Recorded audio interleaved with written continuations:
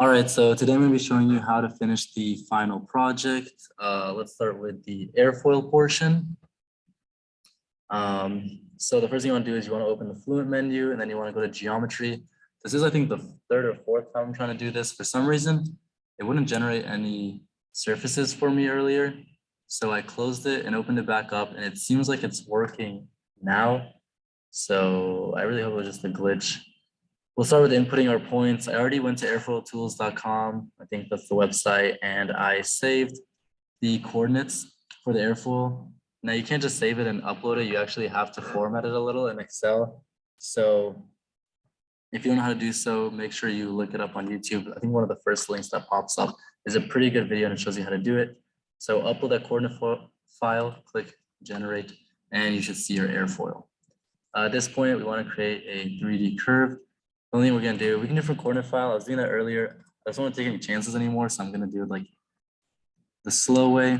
We're just going to select every single line, a little monotonous, but I just don't want to take any chances right now because I really want to get this recording finished. Oh, I skipped the one. All right, one more try. So yeah, make sure you don't skip any points. Otherwise, of course, it will not work.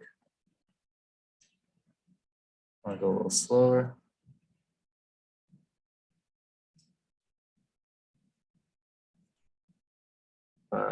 Let's see, 1 and 2. All right, so then you're gonna just click apply and generate. It's gonna make like a line throughout all of them. Now, one thing that's important to note is you do have to go back into line from points, zoom in here and tilt it a little bit. You'll see that these points are not connected. So control click both of them, apply, and then generate. Now there should be a line going through them. Now that we've done that, go to concept, create a surface from edges, because this doesn't count as a sketch. Zoom in, control click this one too, press generate. Now you have a surface. All right. Next thing we want to do is create a box around it. You could also make a wind tunnel if you really want to be proper, but it wasn't necessary for this assignment. So I did just decide to make a box, especially for the video, it makes it easier. We can have dimensions, but it should be fine like this. But ideally, make sure to dimension it, that it's fully constrained, and try to center the airfoil as good as possible. Since it's so much smaller than the box, it shouldn't be a problem. What we're gonna do now is we're gonna create a surface from sketch. We're gonna select the sketch, click apply on the base object, and then generate. And it didn't work again.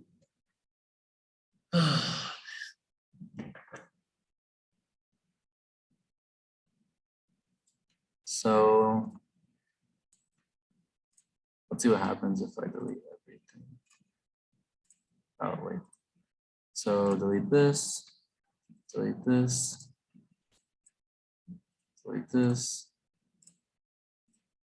delete this, delete this. Surfaces from sketch.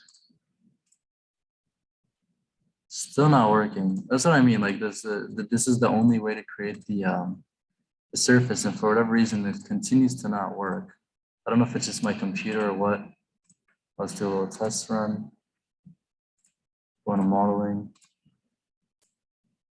We'll select this surface. Generate. Works now. Let's see if I can edit the. That's fine. Let's just keep going for now. See if I can input the airfoil still. So we'll go into point and we'll do it from coordinate file. And then we'll choose the coordinate file just like before. Click generate. There's our airfoil. All right, we can zoom in here. This time I'm going to do the 3D curve, but I am just going to be doing from the coordinate file. Generate that. Zoom in here. go back, line from point, tilt it so we can see the points, double click both, and generate them. Now, you can create a surface from edges. Whoops. Select this edge, select this edge, generate. Okay, we have everything. I don't know why the order matters right now. It should be fine.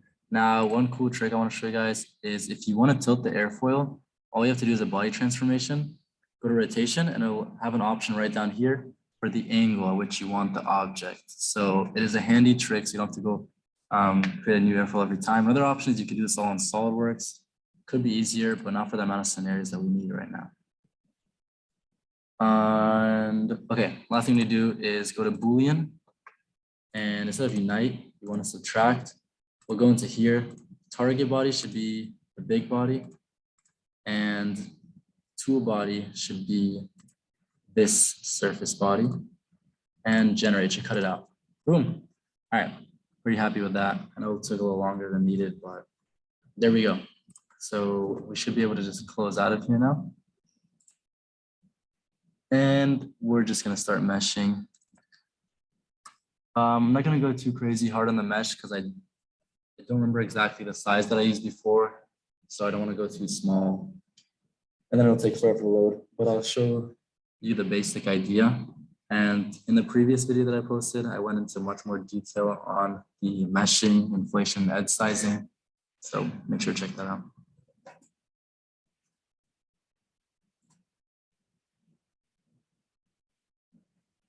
Check my recording. Oh, yeah, okay. So here is our object. Now we're just gonna go into mesh. First thing I'm gonna do is insert method. I'm just gonna use it. It's not necessary, but I am just gonna use triangles.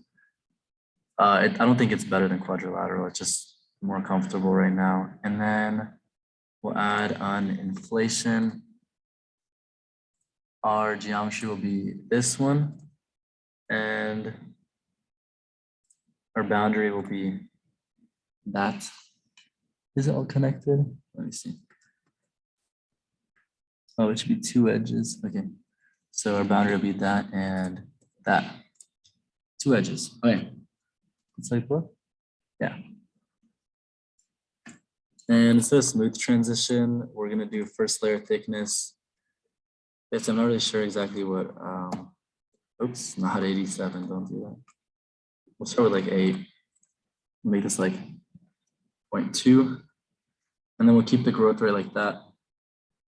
And then for our mesh sizing, default is pretty small. We'll do like, well, we'll see how small that is. Might be a little too small. Oh, yeah, definitely might be a little too small. Give me a second. Let's see if I can save it. Yeah. Let's start bigger.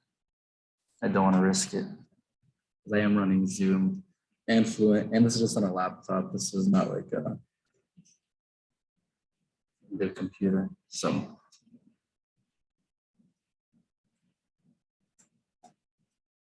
oh, still taking.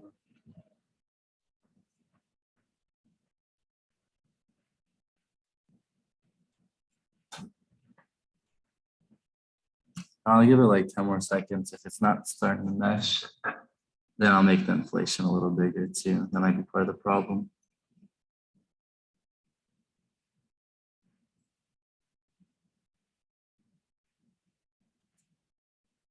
All right. Because okay, I see what the problem is. This is all in millimeters. Yeah, no, that's definitely bad. Because I was doing I built this whole thing in meters, which is not what you should do necessarily. Just I was rushing through it a little.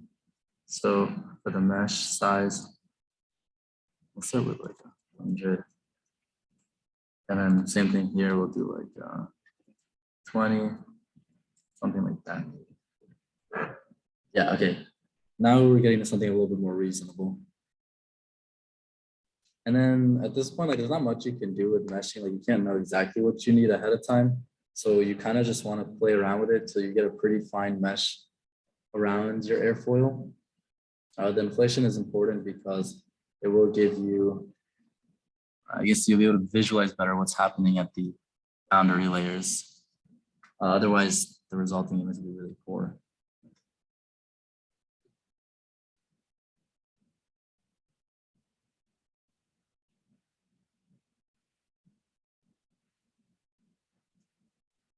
All right, 47%, but it is getting stuck now.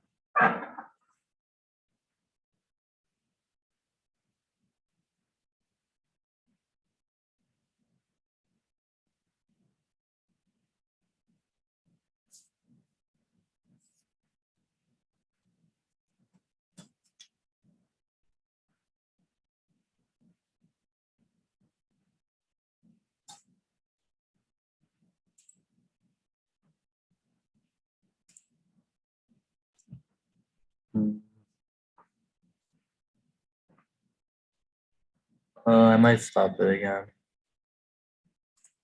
It's taking a little too long. Let me see if I can still change this to meters. There we go. Okay, so we'll do 1 meter, and then we'll do 0.1 meter. All right, come on, that should be pretty fast, I think.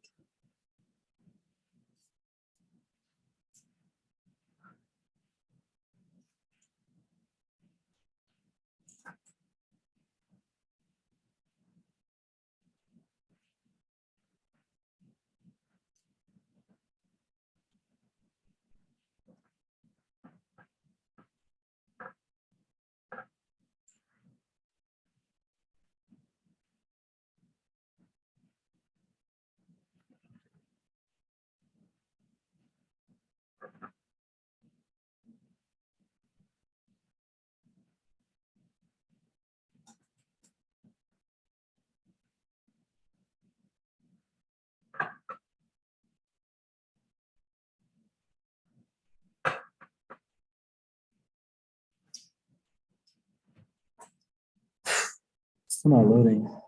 I'm not sure what's going on. Unless I'm completely underestimating. We're already on 10 meters per element. That's huge. Oh, shoot, like now I'm going even bigger. Okay, there we go. Let's see what it looks like. Oh, okay, so I was a little too small. So yeah, sorry about all the delay, but as you can see, these are pretty fine. Now we might just want to get the boundary layer a little more fine. So that would be like inflation. And then the first layer height, well, let's see what it looks like again. First layer height, the height is fine. It can be a little smaller, so maybe like 0.5. Layers, you can do a little more like 10. And the growth rate, you might want to do like 1.1.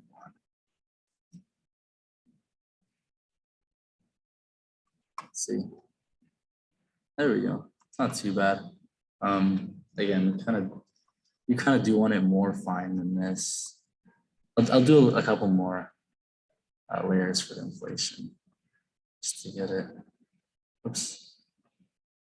Let me see what 0.5 gets us pretty close. We can go a little closer. 0.3. We'll have the growth rate. And we'll do like 16.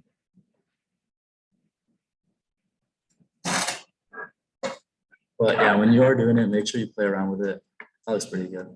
See, pretty fine layers surrounding it. It should give us a good image at the end. So we'll just commit to that for now. I didn't save it.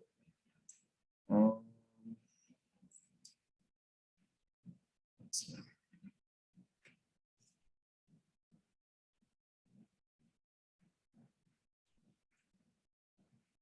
Spring 2022. Aerospace design.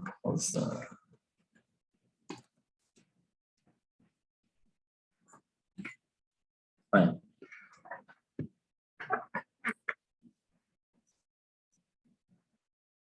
At this point, make sure you update your mesh so that everything you did will be used for the setup.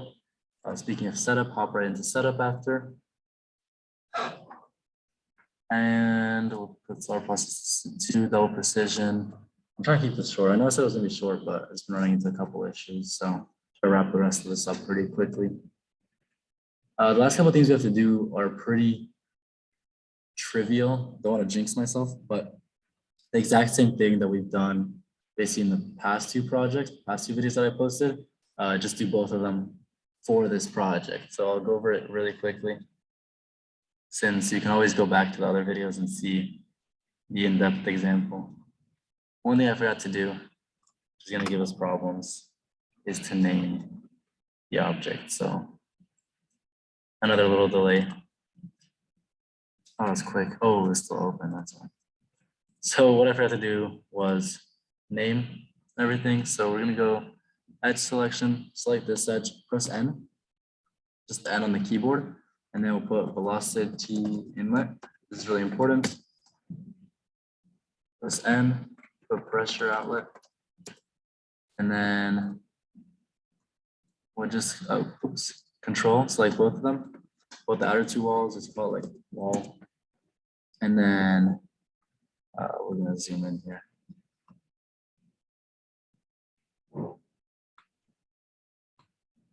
Select that, and then select the line. Where is it? Just like both.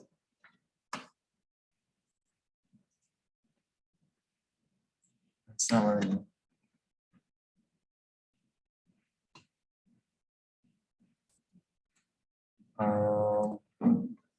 Maybe we can just do this. No. Oh, it's the outside one. That's fine. Okay. Or not. Okay. Now we should be able to press N, and then we'll call this airfoil wall. Perfect. Now let's press generate mesh. Let's make sure everything's saved. Close this. Update the mesh once more.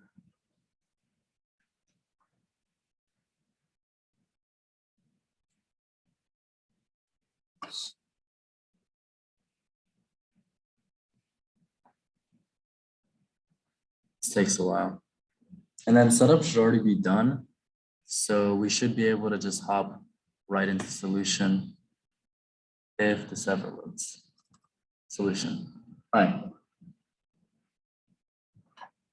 So wait. And then, yeah, as I was saying, this part, I have examples, better examples in the other two videos. But there's not much to do here.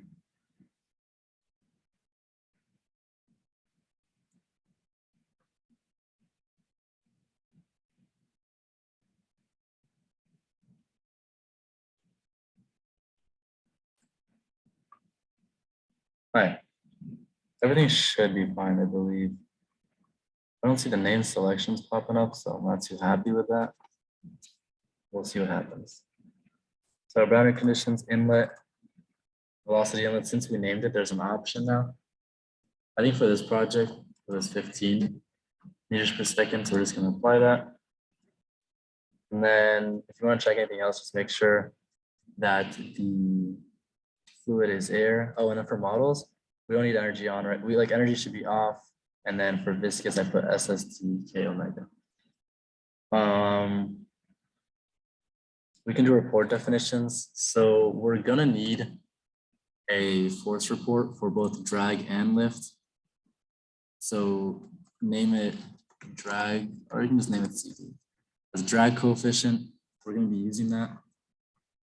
And we're gonna do this on the surface body.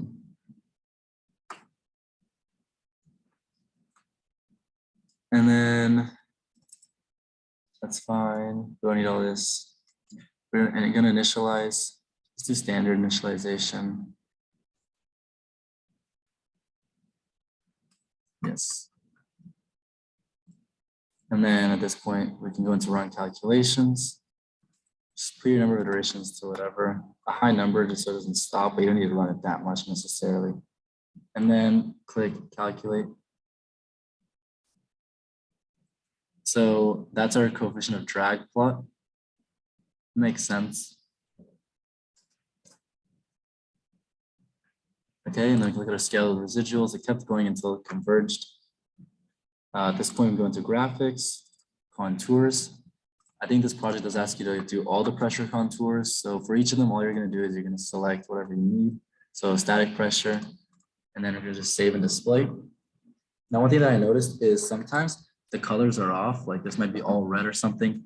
You see this this bar right here? You might have to change the scale for that.